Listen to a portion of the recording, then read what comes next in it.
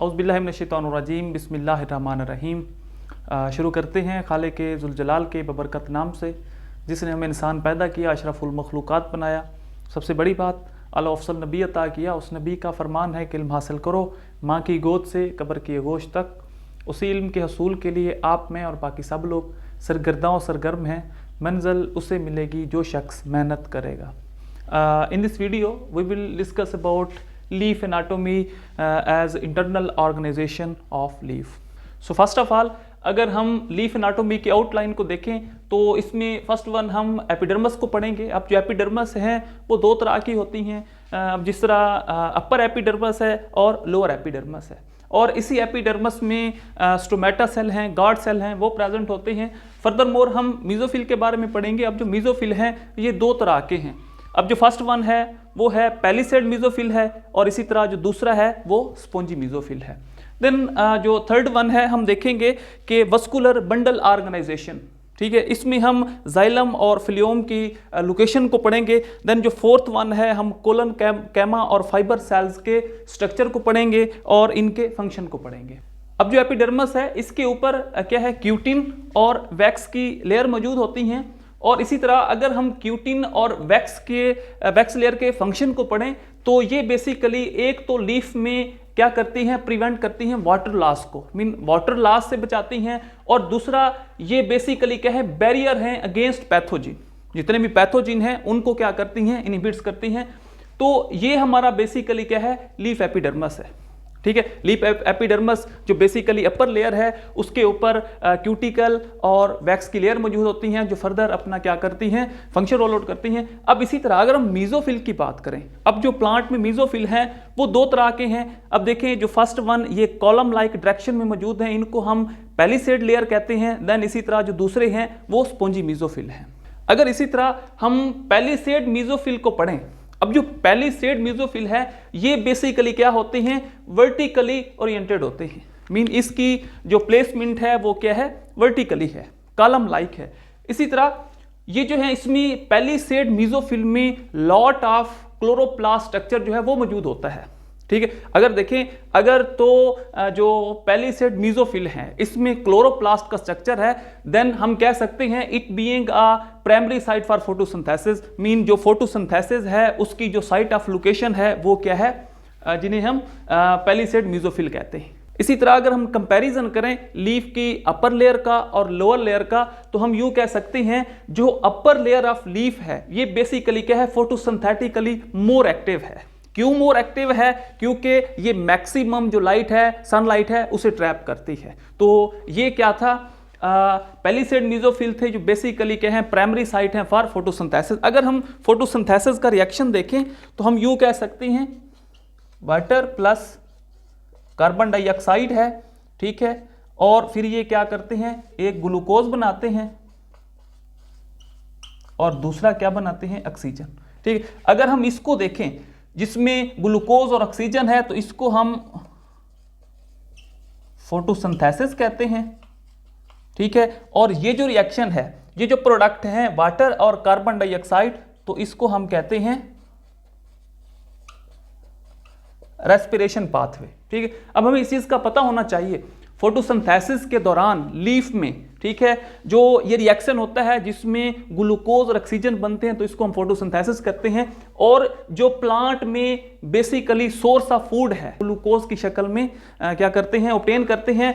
और इसी तरह अगर हम स्पॉन्जी मीजोफिल की बात करें तो अब जो है लेस नंबर ऑफ क्लोरोप्लास्ट, अब स्पॉन्जी मीजोफिल में लेस नंबर ऑफ क्लोरोप्लास्ट हैं। अगर इसमें क्लोरोप्लास्ट लेस हैं देन हम कह सकते हैं कि ये कोई फोटोसिंथेसिस का पाथवे नहीं है। इसी तरह मोर एयर स्पेसेस, स्पॉन्जी मीजोफिल में जो एयर स्पेसेस हैं ये क्या होती हैं, ज़्यादा प्रेजेंट होते हैं। इसी तरह अगर इसमें जो नंबर ऑफ क्लोरोप्लास्ट कम है और एयर स्पेसेस ज़्यादा हैं, देन हम इसे कह सकते हैं it being a primary site for gases exchange.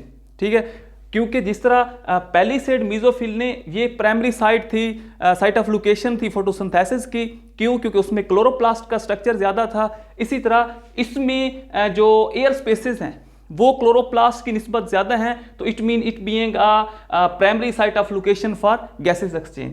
इसी तरह अब जो मीजोफिल और पैलिसेड मीजोफिल है, अगर हम इनका आपस में कंपैरिजन करें, जो थिकनेस है बेसिकली वो किसमें, स्पोंजी सेल में, जो स्पोंजी मीजोफिल है उसमें ज्यादा है, ठीक है। इसी तरह अब जो स्पोंजी मीजोफिल हैं ये बेसिकली क्या होते हैं, डबल लेयर में प्रेजेंट होते हैं, क्योंकि इन्होंने मैक्सिमम सनलाइट को क्या करना है, ट्रैप करना है। इसी तरह अगर हम वस्कुलर बंडल ऑर्गेनाइजेशन की बात करें तो ये बेसिकली लोकेशन है जाइलम और फ्लोएम की। तो हम ये देखते हैं कि जो बेसिकली जाइलम है ये प्रेजेंट होते हैं टॉप साइड पे, ठीक है, ये किधर होते हैं, टॉप साइड पे प्रेजेंट होते हैं। और इसी तरह जो फ्लोएम सेल्स हैं ये इनर साइड में क्या होते हैं, इंबेडेड होते हैं। इसी तरह अगर हम कोलनकेमा और फेब्रस सेल की बात करें तो बेसिकली इनका सपोर्टिव स्ट्रक्चर रोल है प्लांट में, क्योंकि ये क्या करते हैं, प्लांट को सपोर्ट करते हैं, इंटरनल ऑर्गेनाइजेशन में सपोर्ट करते हैं। अब देखें, अब जो जाइलम सेल हैं, अगर इस स्ट्रक्चर को देखें, जो जाइलम सेल है ये टॉप पे प्रेजेंट है। इसी तरह जो फ्लोएम का स्ट्रक्चर है वो इनर साइड में प्रेजेंट है, और जो क्या है फेब्रस सेल हैं ये क्या होते हैं, कंटिन्यूअसली इनर साइड पे एम्बेडेड होते हैं। इसी तरह अगर हम इस फाइबर सेल्स का फंक्शन देखें, अब जो फाइबर सेल हैं ये बेसिकली एक तो स्ट्रेंथ प्रोवाइड करते हैं, और इसी तरह इनका जो दूसरा फंक्शन है ये क्या करते हैं, डिटर करते हैं किसको, हर्बीवोर्स को। सो इसी तरह हम स्ट्रक्चर से लीफ एनाटॉमी देखते हैं। सो फर्स्ट वन जो है वो एपिडर्मस है, ठीक है। अब एपिडर्मल लेयर जो है ये दो तरह की हैं, एक अपर लेयर है और जो दूसरी है वो लोअर लेयर है, ठीक है। अब इस अपर लेयर के पर क्या होते हैं, एक क्यूटिकल लेयर है और दूसरी जो लेयर होती है वो वैक्स लेयर है, ठीक है। और इस क्यूटिकल और वैक्स का काम क्या है, एक तो ये क्या करती हैं, वाटर लॉस से बचाती हैं, और दूसरा ये बेसिकली क्या है, ये बैरियर है अगेंस्ट पैथोजन। देन इसी तरह अब जो ये क्या है, कॉलम लाइक ओरिएंटेशन है, ये क्या है, पैलिसेड लेयर है, क्योंकि इसमें जो क्लोरोप्लास्ट है, क्लोरोप्लास्ट का जो स्ट्रक्चर है वो इसमें एम्बेडेड होता है, और जो पैलिसेड लेयर है ये बेसिकली क्या है, प्राइमरी साइट है फॉर फोटोसिंथेसिस, ठीक है। अब ये देखें, ये जितने भी क्लोरोप्लास्ट स्ट्रक्चर हैं ये पैलिसेड लेयर में मौजूद होते हैं। देन इसी तरह उसके बाद जो सेकंड वन है वो स्पोंजी मीजोफिल होते हैं। अब स्पोंजी मीजोफिल सेल में हमने पढ़ा है कि क्लोरोप्लास्ट स्ट्रक्चर नहीं होता, बल्कि इसमें एयर स्पेसेस होती हैं। इट मीन ये क्या है, प्राइमरी साइट ऑफ लोकेशन है गैसेस एक्सचेंज के लिए, ठीक है। इस तरह इसमें वस्कुलर बंडल मौजूद होते हैं, जो हमने पढ़ा है कि जो अपर साइड पे मौजूद होते हैं, और इसी तरह जो फ्लोएम स्ट्रक्चर है वो इनर साइड में मौजूद होता है, ठीक है। अब उसके बाद अब इसमें इसकी जो लोअर साइड है उसमें स्टोमेटा और गॉड सेल मौजूद होते हैं। अब इसी तरह जो ड्राई इन्वायरमेंट के प्लांट हैं उनमें मैक्सिमम पॉसिबिलिटी होती है कि जो स्टोमेटा हैं वो लीफ की इनर साइड में मौजूद होते हैं।